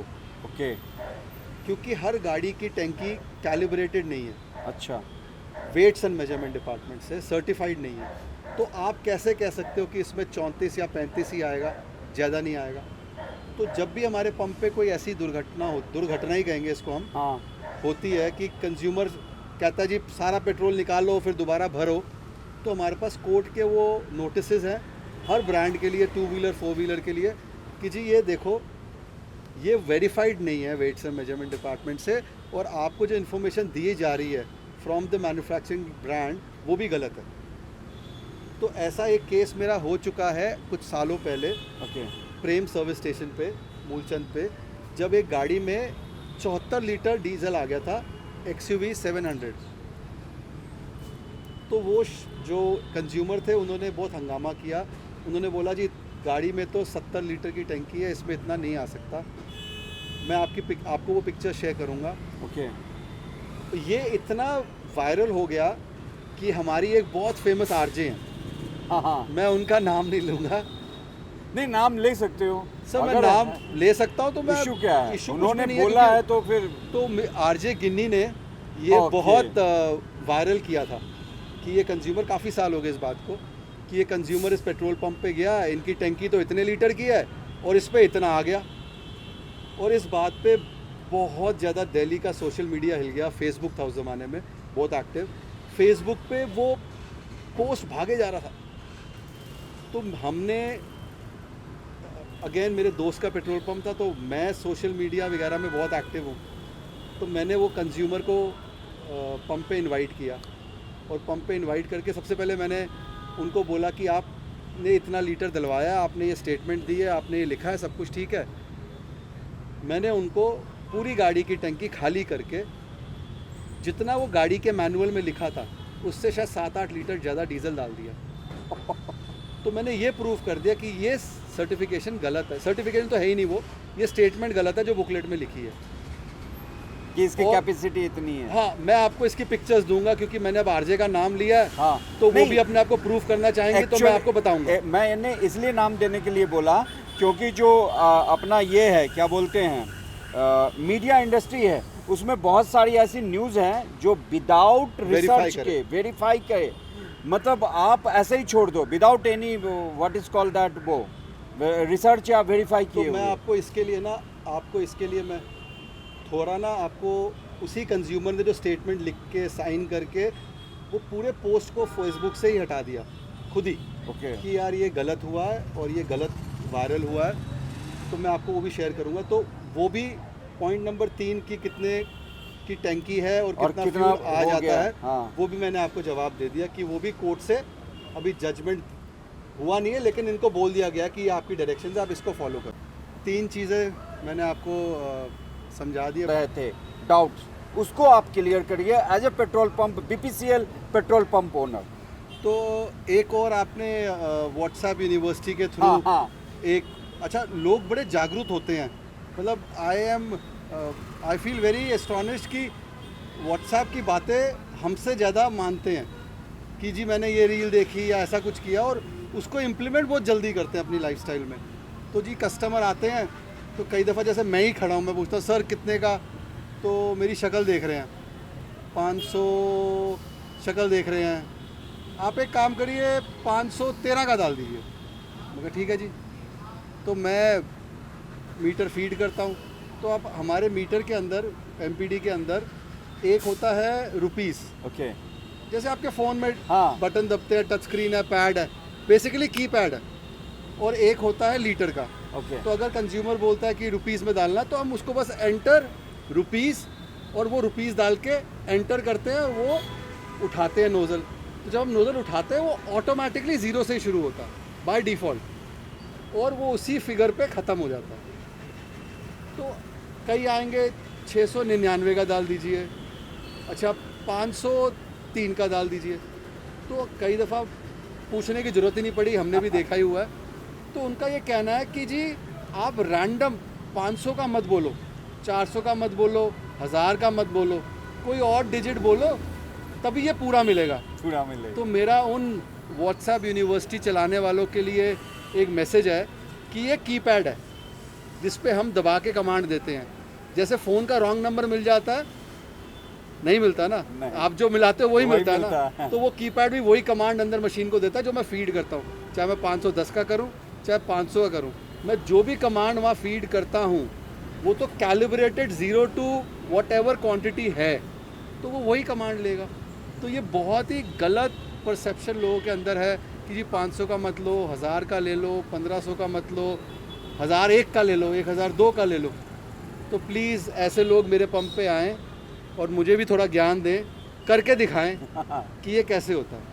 दूसरी बात, आपने इनिशिएटिव की बातें की, बीपीसीएल की, भारत पेट्रोलियम की, आपने फर्स्ट इनिशिएटिव में जो इन आउट की, फिर बी कैफे की हमने बात कर ली। दूसरा जो उन्होंने जो डिफरेंटली एबल्ड हैं, जो डफ एंड डम्ब को जो Actually, उन्होंने आपने सही हाँ। आपने बहुत एक बहुत दिल को लगने वाली बात करी है। देखिए, मैं भी डिसेबल्ड हूँ किसी ना किसी फैक्टर से। मुझे भी ऊपर वाले ने बनाया तो कुछ कमियाँ दी हैं। आई वुड से कि मेरी कमियाँ मुझे नहीं पता या पता भी हैं, तो ऐसे बहुत सारे चैलेंजेस बाय बहुत लोगों के अंदर हैं। तो बीपीसीएल ने एक ड्राइव शुरू करी। उन्होंने अपने पेट्रोल पंप के अंदर ऐसे स्मार्ट लोगों को इन्वॉल्व किया, और उस इन्वॉल्वमेंट के अंदर उन्होंने बोला कि अपने डीएसएम या डीएसडब्ल्यू जो आपके वुमेन या मेन डिस्पेंसिंग यूनिट पे खड़े हैं जो तेल डालते हैं, उनको एम्प्लॉयमेंट दो और उनको मोटिवेट करो। तो आप मानोगे नहीं कि जब ये ड्राइव शुरू हुई तो सबसे पहले मैंने ही इनिशिएटिव लिया और सबसे पहले हाथ खड़ा कर दिया कि हाँ, ये मैं करना चाहता हूँ। और वो अफसोस के साथ बोल रहा हूँ, लेकिन मेरे पास 2 लड़के हैं जो बोल नहीं सकते और सुन नहीं सकते बाय बहुत, लेकिन वो मुझसे अच्छा काम करते हैं हाँ। और आज भी मेरे आरओ पे तेल डाल रहे हैं। तो उनसे भी बहुत कुछ सीखने को मिलता है। और सबसे अच्छी बात क्या है, मेरा कस्टमर बहुत खुश होता है। कस्टमर हमको एक पॉजिटिव एंगल से देखता है। कस्टमर ये कहता है कि आप इनका ध्यान रखते हो, ये एक अच्छा इनिशिएटिव है। तो बीपीसीएल का जो ये इनिशिएटिव रहा है, जो हम कर रहे हैं, अगर हमसे कुछ भी बन पाए एम्प्लॉयमेंट के लिए और ऐसे लोगों के साथ ऐसे लोगों के एम्प्लॉयमेंट के लिए बड़ा कुछ सीखने को मिलता है। सर्वेश जी, जी। पता क्या है, अगर एक चीज़ छिन जाती है ना एक इंसान से, उसके पास एक्स्ट्रा पावर्स बाकी चीज़ों के लिए आ जाती हैं। तो ये लड़के बहुत स्मार्ट हैं और दोनों बहुत ही बेहतरीन काम कर रहे हैं। अब तो सालों से हैं, 1 साल से ऊपर हो गया। तो I am very happy to be part of this BPCL initiative, and I am very happy also to increase more and more DSW and DSM at my petrol pump की ज़्यादा एम्प्लॉयमेंट मैं इनको दे सकूँ। अच्छा, दूसरा मैंने सुन रखा है कि आपका जो पेट्रोल पंप है वो पेट फ्रेंडली है। हाँ। इसके बारे में भी कुछ बताएं, क्योंकि जितने भी यूनिक एंड आइकॉनिक चीज़ें हैं वो इस पेट्रोल पंप पे हमें देखने को मिल रही नहीं, है। मेरे को ना बचपन से पेट्स का बहुत शौक रहा। मैंने आपको बताया, I am the only child. तो शायद बचपन से मैंने ना बहुत डॉग्स पाले हैं, almost every breed of dogs पाले हैं। और मुझे ना बहुत शौक है नेचर का, और बहुत शौक है प्लांट्स का, एनवायरनमेंट का, डॉग्स का, पेट्स का। तो मेरे यहाँ पर भी 3 हैं ओह, जो मुझसे बड़ा ऑफिस लेके बैठे हुए हैं। अच्छा एसी में तो नहीं, लेकिन बहुत अच्छे कूलर में, वाटर कूलर, इंडस्ट्रियल कूलर में बैठते हैं अच्छा। गर्मियों में। उनकी सेवा के लिए लड़के हैं। और सबसे अच्छी बात यह है कि मेरे कस्टमर्स को बड़ा अच्छा लगता है, क्योंकि वो यहाँ खुला घूमते हैं। हाँ, मैंने देखा है अभी। वो शाम के ये टाइम अभी पे मैं इस खोल शूट के दूंगा, वो दौरान ही आराम से मैंने- बैठेंगे। और 70 किलो का जॉर्डन है, ओह। पैच है, पैच डीवा है, तो 2 बॉक्सेस हैं पेयर, और एक केन कोर्सो है जो कि पूरा काला केन कोर्सो, सुंदर गुड लुकिंग 70 kg का है। और वो घूमते हैं तो लोग ना, I have seen customer coming with their dogs कि मिलवाने के लिए, जी तेल भी दिलवा देंगे और गाड़ी से देखो देखो वो रहा जॉर्डन, वो रहा पैच। बच्चे आते हैं, बच्चे स्पेशली मुझे बोलते हैं कि show me Jordan, take me to Jordan. तो कई दफ़ा वो अंदर होते हैं बंद, तो मैं उनको लेके जाता हूँ। तो ऐसी बहुत सारी इंगेजमेंट की वीडियोस हैं मेरे पास जिसमें वो मेरे डॉग्स का खेल रहे हैं। तो बस शौक़ है उनकी सेवा करना भी। मेरे को लगता है कि बेज़ुबान की सेवा करना भी एक बहुत अच्छी सेवा है। तो इसलिए ये पेट फ्रेंडली 2-3 वीडियोस बने हुए हैं, बहुत अच्छे लोगों ने आके, मीडिया ने यहाँ पे शूट किया कि ये पेट फ्रेंडली है। और ये वाकई पेट फ्रेंडली है। अगर आप अपना पेट ला के यहाँ हमारे पीछे बच्चों के साथ खेलने के लिए भी छोड़ दो तो कोई दिक्कत नहीं। दूसरी बात पाजी, मैंने आपको देखा है कि आप ना जूते और घड़ियों के बड़े शौकीन हो। बाइक तो एक अलग लाइफ हो गई आपका, इसके बारे में आप बताओ क्या। देखिए, क्योंकि हमें क्या है, लगता है कि जो महंगे जूते हैं ना वो सारे विदेशों में बनते हैं, लेकिन हमारा जो मेक इन इंडिया जो इनिशिएटिव है हमारे प्रधानमंत्री जी का, नरेंद्र मोदी जी का, उसके तहत क्या जो अच्छे वॉचेस हैं या जूते हमारे भारत में बन रहे हैं, आप क्या पहनते हो वो, ये भी बताइए। देखिए, मैं आपको बताता हूँ, मेक इन इंडिया जो इनिशिएटिव है ये इतना पॉजिटिव इनिशिएटिव है, क्योंकि मेक इन इंडिया के अंदर हम ये बात कह रहे हैं कि हिंदुस्तान किसी से कम नहीं है। जब हम मेक इन इंडिया की बात करते हैं ना, तो हम उसके अंदर हर चीज़ को लेते हैं जी। चाहे वो जूते हों, चाहे वो गाड़ियाँ हों, चाहे वो ब्रह्मोस हो। और हमने देखा अभी अपना ये पोस्टर लगा भी ब्रह्मोस पड़ा का है। लगा हुआ है। ब्रह्मोस का पोस्टर भी लगा जो पड़ा है। मोदी जी ने बात बोली है, मेक इन इंडिया की ड्राइव शुरू करी है, मैं उसमें आपको अपना पर्सनल एग्जांपल दूंगा कि जब मैं सुपर बाइक चलाता था हाँ, और मैं हीरो की बाइक चलाने को मन नहीं करता था, अच्छा, महिंद्रा की गाड़ी चलाने को मन नहीं करता था, तब इसलिए नहीं करता था क्योंकि टेक्नोलॉजी का ना गैप था बहुत ज़्यादा। हमारे इंटरनेशनल बाइक्स में ABS था, डैम्पनिंग सिस्टम थे, कॉर्नरिंग सिस्टम्स थे, इतनी ज़्यादा टेक्नोलॉजी से वो लैस थी कि इंडियन बाइक्स बहुत पीछे रह गई थी। बट अगर मैं आज आपको बात करूं पिछले 5 सालों से जो मैंने पर्सनली देखा है, मेरे पास हीरो भी है, मेरे पास इंडियन एनफील्ड्स भी हैं। तो इंडियन मोटरसाइकिल, हीरो की एक बाइक है जो बहुत मुझे पसंद है, रैली एक्स मॉडल है, वो 210 सीसी का इंजन है और मेरे को वो बाइक इसलिए पसंद है क्योंकि वो मैं एवरीडे चला सकता हूँ। ओके, और वो इसलिए भी पसंद है कि जो गैप था ना वो टेक्नोलॉजी का, आज हिंदुस्तानियों ने उसको वर्ल्ड लेवल पे टक्कर पे खड़ा कर दिया।